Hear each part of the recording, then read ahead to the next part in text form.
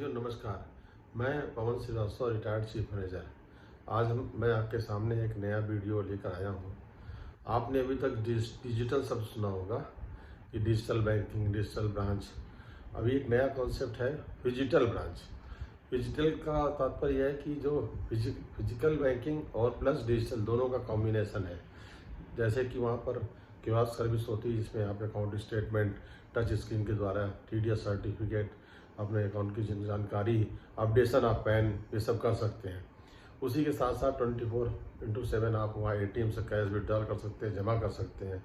और वहाँ पर सर्विस डेस्क भी अवेलेबल होती है जहाँ पर आप एम्प्लॉय की मदद से अपने कोई बैंकिंग नीड्स को पूरा कर सकते हैं। तो इस तरह से फिजिकल और डिजिटल दोनों ही सेवाएं वहाँ पर उपलब्ध होती हैं। और इन दोनों सेवाओं को उपलब्ध कराने का एक लॉजिक ये होता है, जहाँ पर कस्टमर का फुटफॉल ज़्यादा होता है तो वहाँ पर कुछ कस्टमर को सपोर्ट करने के लिए मैनुअल भी सुविधा दी जाती है, ताकि उसकी कुछ काम अगर वो नहीं खुद कर सकता है तो उनसे मदद लेकर कर सकता है। इसी तरह इसी दोनों को कॉम्बिनेशन को मिलाने के बाद ये फिजिटल बैंकिंग की ब्रांचेस आजकल बहुत सी बैंकों ने, अभी हाल ही में बैंक ऑफ बड़ौदा ने अपनी कई ब्रांचेस फिजिटल ब्रांचेस खोली हैं।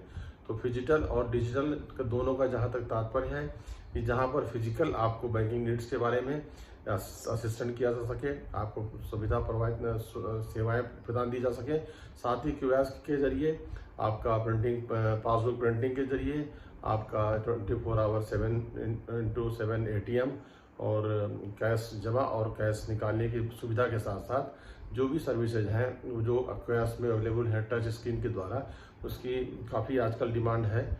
तो इसमें भी कस्टमर को अट्रैक्ट करने के लिए कई बैंकों ने अपनी इस तरह की सेवाएं शुरू की हैं। उसी कड़ी में बैंक ऑफ बड़ौदा ने भी अपनी कई ब्रांचें खोली हैं जो कि फिजिटल ब्रांच के नाम से इनको दिया गया। तो अब आप हमारे ख्याल से समझ गए होंगे डिजिटल और फिजिटल में क्या फ़र्क है। डिजिटल में जहाँ पर कोई ह्यूमन इंटरवेंशन नहीं होता है, कोई भी बैंक का अधिकारी नहीं होता, आपको सारे ट्रांजेक्शन खुद ही करने पड़ते हैं। यहाँ दोनों सुविधाएं उपलब्ध है, इसीलिए डिजिटल और फिजिकल दोनों को मिलाकर डिजिटल ब्रांचेस खोला जा रहा है। आशा ही नहीं, पूर्ण विश्वास से आपको समझ में आ गया। धन्यवाद।